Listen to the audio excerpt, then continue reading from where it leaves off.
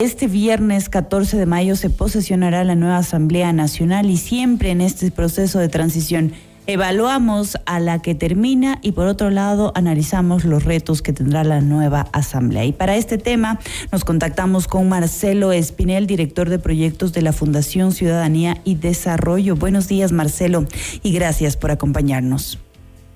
Claudia, muy buenos días y un cordial saludo a tu distinguida audiencia. Muchísimas gracias por la invitación a tu espacio. Marcelo, ¿cómo cierra el periodo legislativo 2017-2021? ¿Cuál es el balance? Bueno, es una Asamblea Nacional que estuvo marcada por la polémica. Desafortunadamente fue incluso la función legislativa peor evaluada de los últimos años. Llegó a tener un 2% de credibilidad y aceptación por parte de la ciudadanía, y eso sin duda que constituye un gran reto para el Poder Legislativo. En aspectos cuantitativos también es importante tener en cuenta que en materia de legislación, la Asamblea Nacional aprobó más leyes que el periodo legislativo inmediato anterior. Llegó a aprobar con el proyecto aprobado el día de ayer un total de 76 leyes, pero aquí hay que ser muy claros con la ciudadanía. El hecho de que se aprueben muchísimas leyes no quiere decir que todas hayan sido buenas o que todas hayan sido malas. Eso siempre dependerá de la perspectiva con la cual se analice.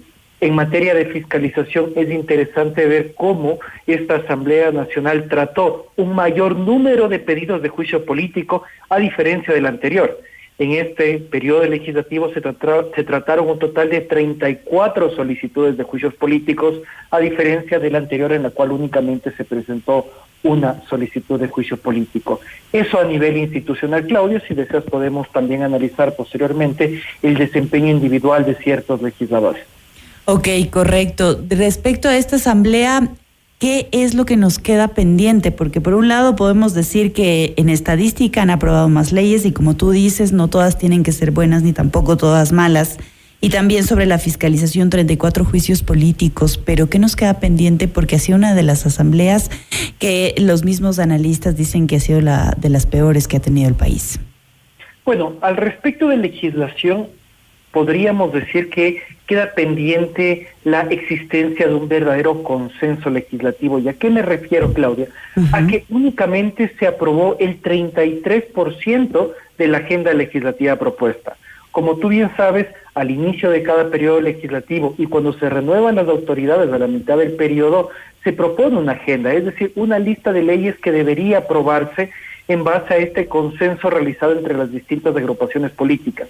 En el caso de esta legislatura, solo 30 de las 90 leyes propuestas dentro de la agenda legislativa fueron aprobadas. Eso quiere decir que esta asamblea no se pudo caracterizar por una asamblea de consenso.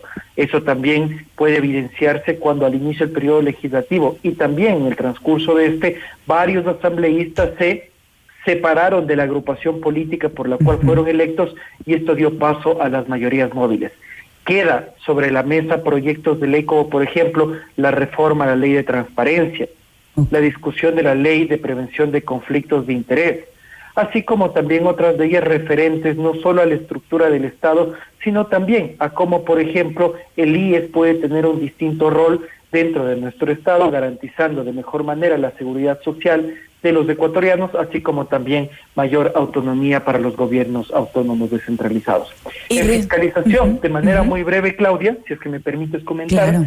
En fiscalización, a pesar de que se presentaron estas 34 solicitudes de juicio político, solo 9 pasaron al Pleno de la Asamblea Nacional para resolver la censura o destitución de los funcionarios.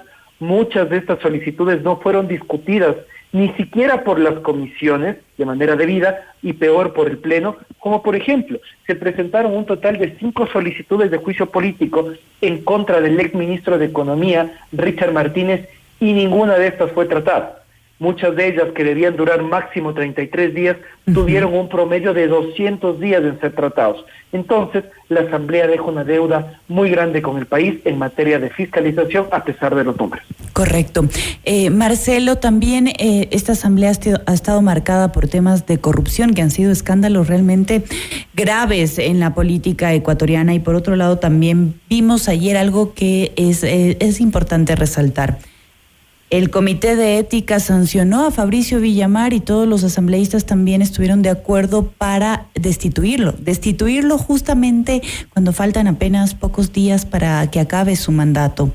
¿Qué nos quiere decir esto? De alguna forma, para la siguiente asamblea también es una alerta para frenar los casos de corrupción, para frenar este tipo de malas prácticas. Bueno, aquí hay dos aristas, Claudia. La primera es que, sin duda, la Asamblea Nacional, que está a punto de culminar sus funciones, estuvo marcada por el escándalo. Varios asambleístas destituidos, así como también un total de 54 asambleístas que están siendo investigados o procesados por supuestos casos de corrupción.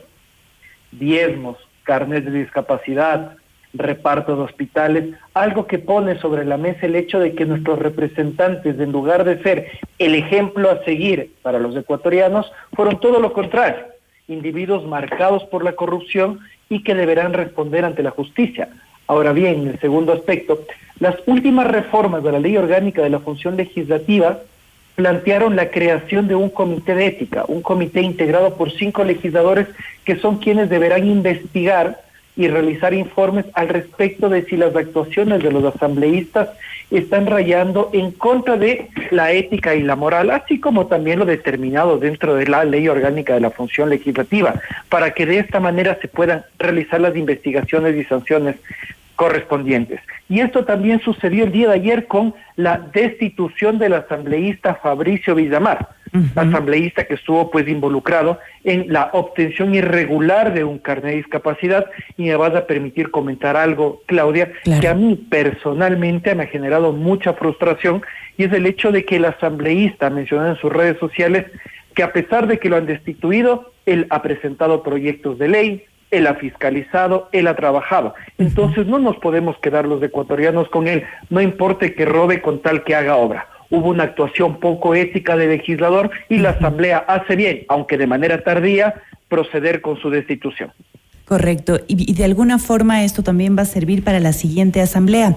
Y ahora la pregunta es, ¿cuáles son los retos que va a tener la nueva asamblea, sobre todo para recuperar la institucionalidad? Porque básicamente ya ni siquiera creíamos en la Asamblea Nacional. Sin duda que sí, para mí fue muy alarmante que al inicio de la pandemia se hablaba desde muchos sectores pidiendo la desaparición de la Asamblea Nacional, y eso habría sido una estocada mortal al Estado de Derecho en Ecuador. En esa línea, pues la Asamblea Nacional tiene el gran reto de recuperar la legitimidad y la confianza de los ecuatorianos.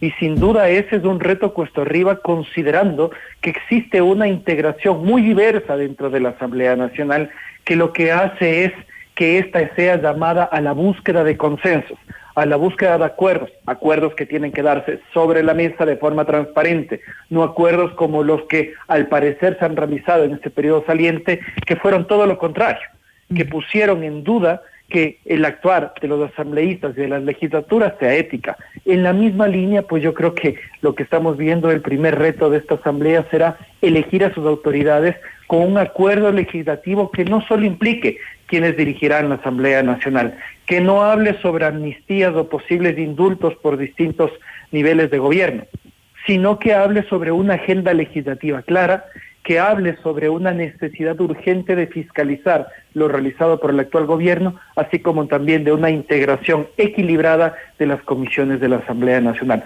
Un dato interesante que no quisiera dejar de lado, Claudia, claro, es que curiosamente, y esto volviendo a lo que hizo la Asamblea anterior, es que esta Asamblea Nacional fue la primera de América Latina, y esto como un punto positivo, en que inició el trabajo de forma inmediata apenas iniciada la crisis sanitaria. Mientras que congresos como el de Argentina o el de Colombia tardaron cerca de 3 meses en reiniciar labores, en Ecuador el reinicio de labores fue de inmediato. Incluso, y esto para que lo piense la nueva Asamblea Nacional, en un año de trabajo virtual se aprobó más leyes que en 3 años de trabajo presencial. Más de 36 leyes fueron aprobadas durante la virtualidad, y eso es algo interesante y a tener en cuenta. Se volvieron más operativos, podríamos decir. Al parecer sí, e incluso, Claudia, hubo un menor índice de inasistencia en las votaciones. Como tú sabes, dentro del observatorio medimos cuáles son los asambleístas que más asisten y que menos asisten a las votaciones, y fue interesante ver este decrecimiento de las inasistencias por parte de los legisladores. Perfecto. Así como también seguramente debe haber un ahorro de recursos. Seguramente, perfecto.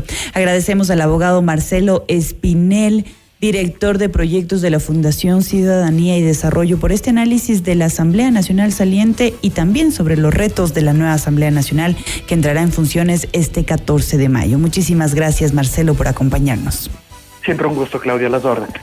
Esto es Notimundo al Día, siempre bien informados, siempre bien informados.